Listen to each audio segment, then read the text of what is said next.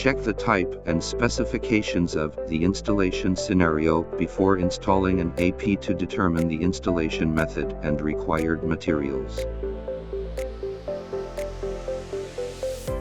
In some scenarios as warehouse, supermarkets, factory buildings, and garages, suspended ceilings are not available. Various metal pipes for fire protection, ventilation, and wiring are deployed below the roof. These metal pipes block AP signals. Therefore, threaded rod mounting is recommended in such scenarios.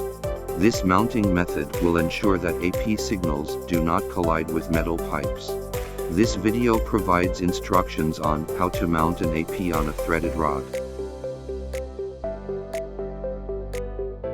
Prepare appropriate tools and protective gear before installation. As ceilings are usually high, only experts wearing protective gear can perform installation. Threaded rod mounting requires a 7 mm mounting bracket and a omega-shaped support.